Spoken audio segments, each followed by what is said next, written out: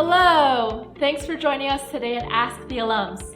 As an international student at Columbia, I know I'm not alone in feeling very stressed about applying for post-completion OPT, especially choosing the start date. I know I can choose a start date from any of the 60 days after my I-20 program ended, but it's so hard to know what's the right one to pick. If you have a job offer, it's easy. Your requested start date would be the day your employment begins. But for the rest of us, it's not so simple. It can take an average of 3 months for USCIS to process OPT applications, so we can't really wait until the last minute to make a decision. I've asked 2 alums who are now employed on OPT to give us some guidance.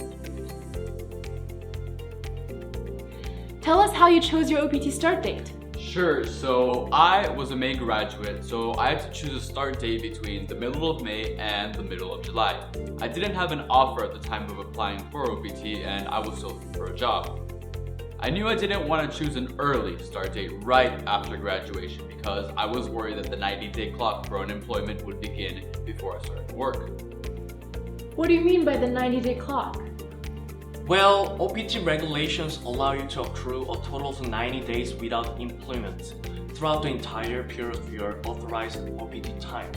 Days of unemployment start counting from the start date on your EAD card. Exactly right. So my first thought was to choose the latest possible start date in July to be on the safe side and to maximize the time I might need to find a job.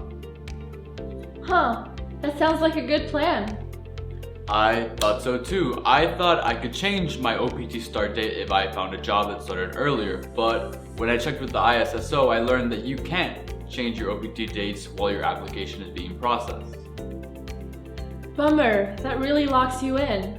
Yeah, not only that, I had to travel abroad in late June. Now, obviously you can't start a job and then immediately ask for time off, and I didn't want my time abroad to use up part of the 90 days of unemployment. Luckily, my F1 visa was still unexpired, so I didn't need to go to an embassy or consulate to apply for a new one while I was abroad. So what day did you end up choosing? I finally chose the latest start date in July because of my travel plans and to allow more time for my job hunt. Awesome! How about you? How did you choose your start date? Of course, a lot of same factors apply to anyone applying for OPT, but my situation was a bit different because I finished my program at the end of the fall term, not in May. The program end date for December graduates is the last day of the fall term, not the day in February when they get their degrees.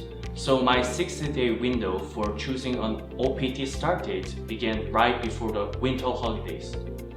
Completing a program in December is a bit challenging because not many employers are going to hire anyone to start during the holidays. If I chose a very early start date, I probably start using up some of the 90 days of unemployment, so I didn't want to do that. Since it can take an average of 3 months or more for USCIS to process OPT applications, and there's no way to speed up a pending application, I knew it was important to apply for OPT as early as possible. So, how early can we apply for OPT? Oh, I know. The earliest you can apply is 90 days before your program end date. Exactly.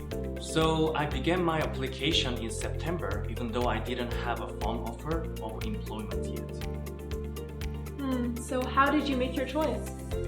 I was afraid that if I chose a late start date, I might miss out on an opportunity if an employer wanted someone to begin earlier. I decided to choose a date somewhere in the middle of the 60 days. Before you start working, weekend days count toward the 90 days limit without employment. So I chose a Monday as my OPT start date, and I recommend you do the same. I'm happy to report it all worked out. Fantastic! Thank you both for sharing your experience. To summarize for our viewers, when you're choosing a post-completion OPT start date, you need to consider these factors. The time you need to find a job and the time it takes to get the EAD card in the mail.